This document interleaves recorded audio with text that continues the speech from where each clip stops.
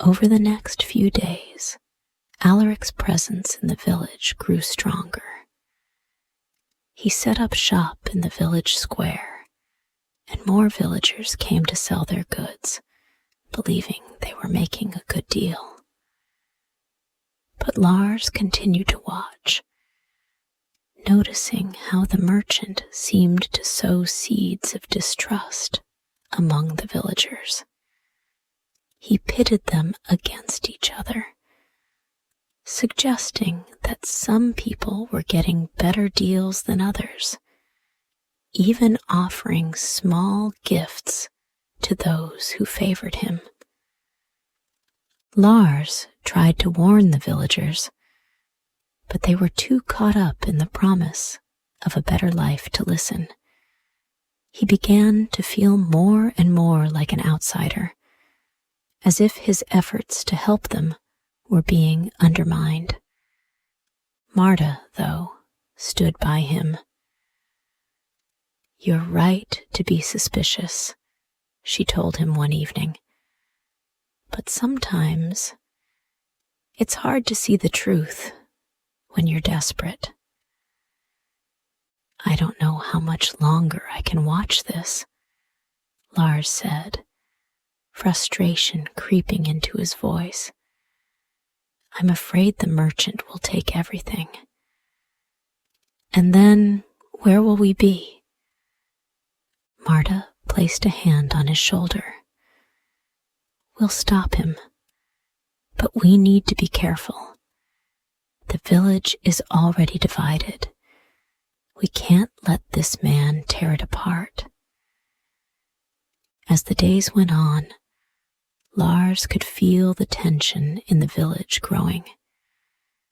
More and more villagers were taking Alaric up on his offers, selling what little they had left in exchange for the merchant's trinkets and promises of prosperity.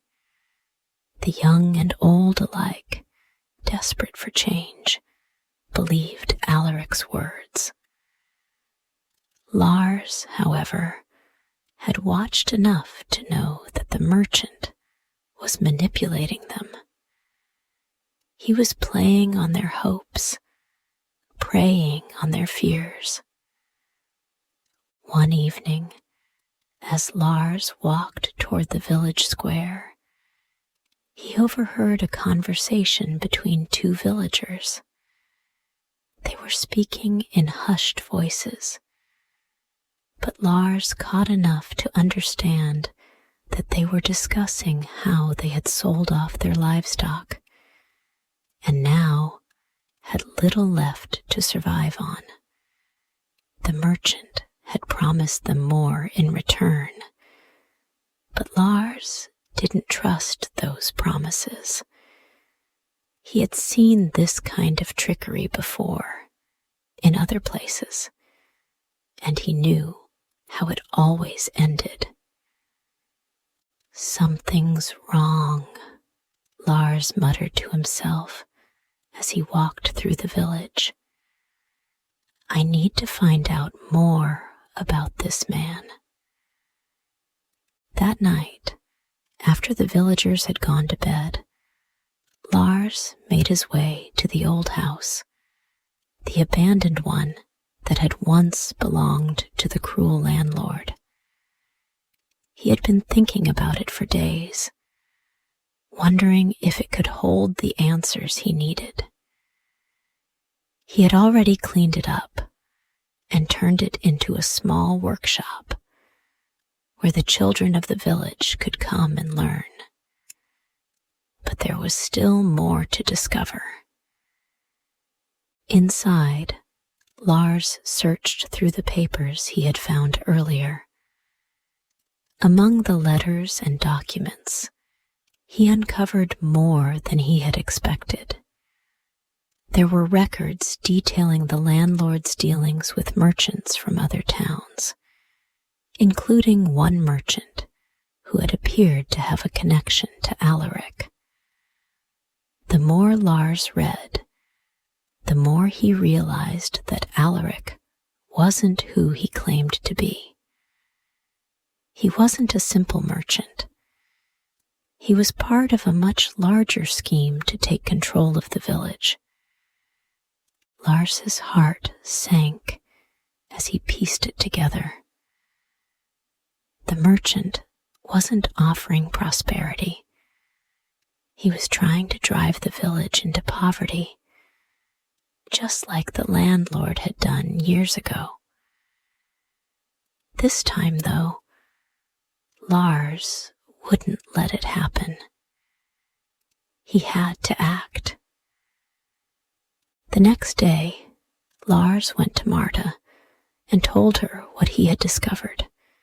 She listened carefully, her face grim as she took in the information.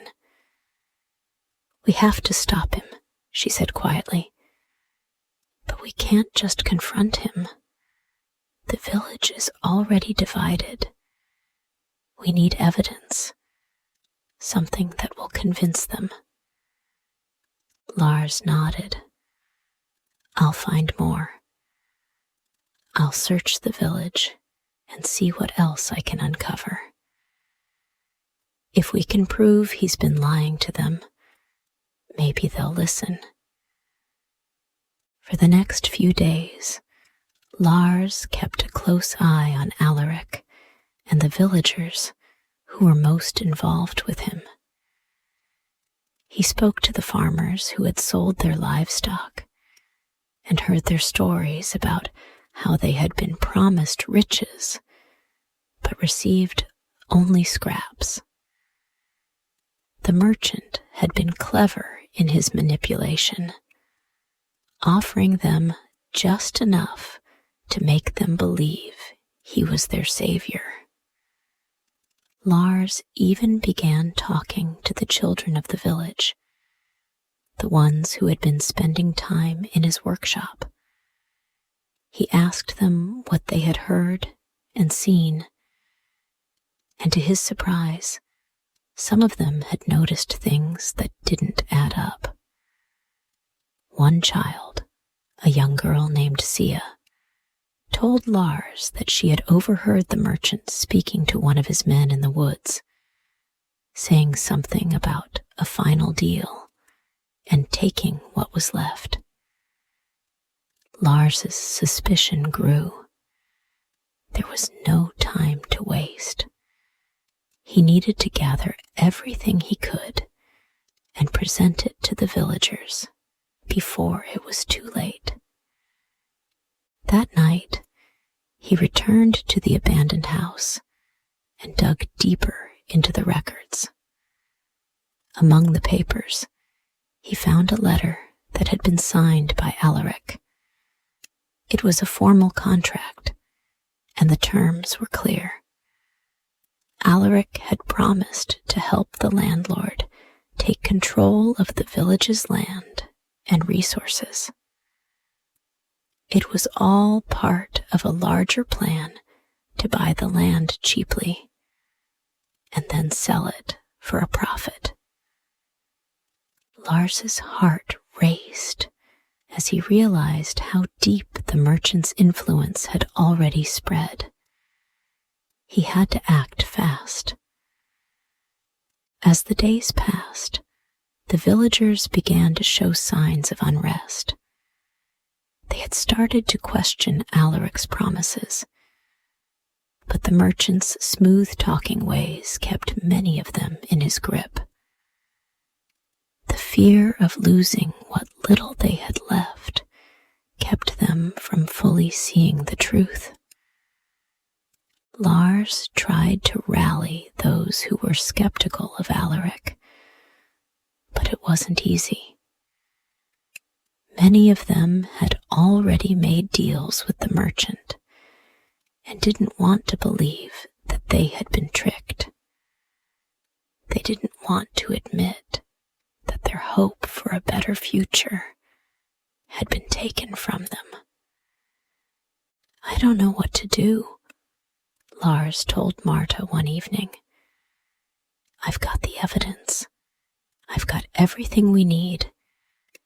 But they still won't listen." "You can't give up," Marta replied. You've already done so much. You just need to give them the truth.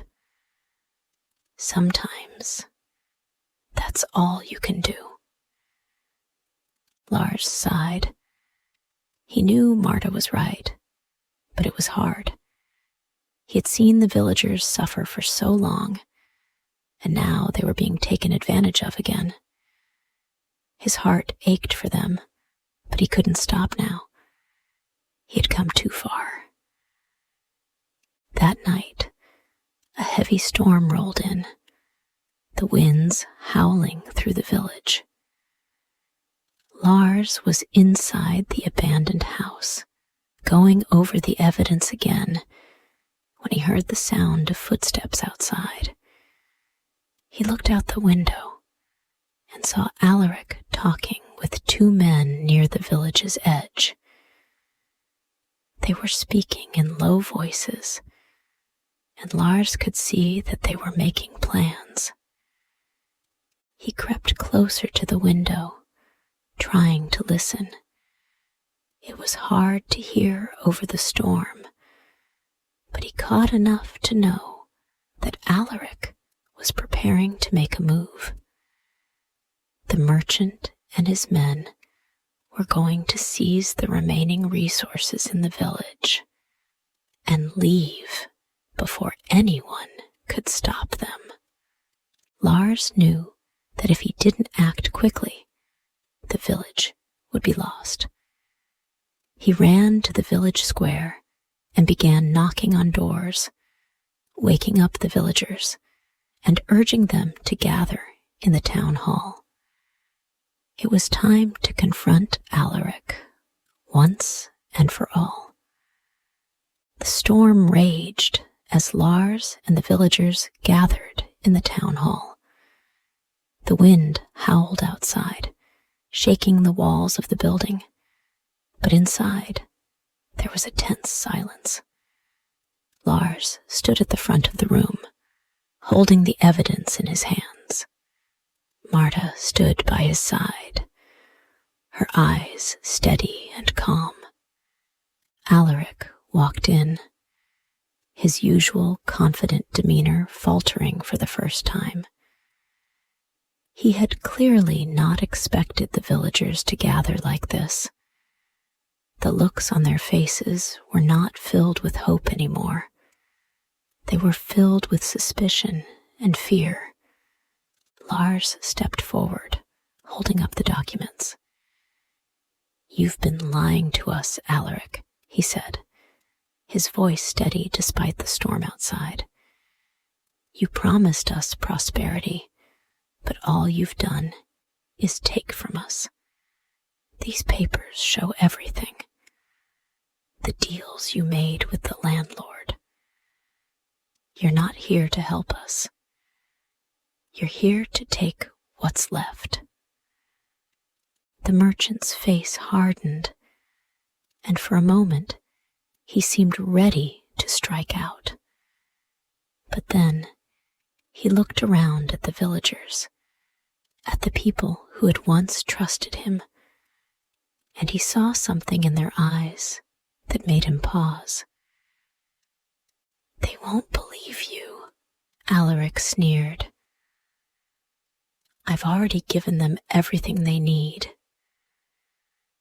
"They've already given you everything they had," Lars countered. "And now you're trying to take the rest. But it's over.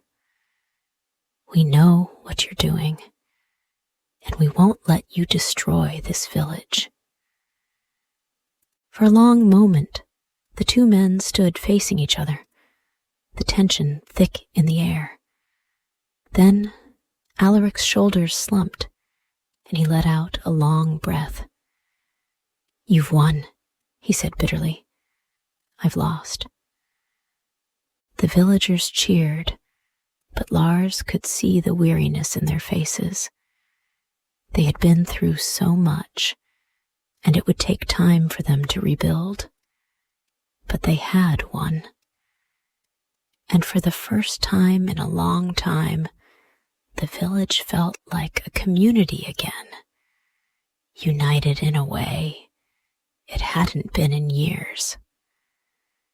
With Alaric gone and the village finally freed from his grip, Lars helped the villagers begin the long process of rebuilding. The trust that had been broken was slowly mended as they worked together to restore what had been lost. Lars continued to help Marta, teaching the children and working the land, until he became a central figure in the community. As the village began to thrive again, Lars found a sense of peace he had never known before. He had no family, no home from his past, but he had found something more important, a place to belong. The village was his new home, and the people there were his family. And as the years passed, Lars remained in the village, working alongside the people who had once been strangers, but who had now become his closest friends. Together, they faced whatever challenges came their way, always working as one to ensure that their village would never again be torn apart by greed or lies.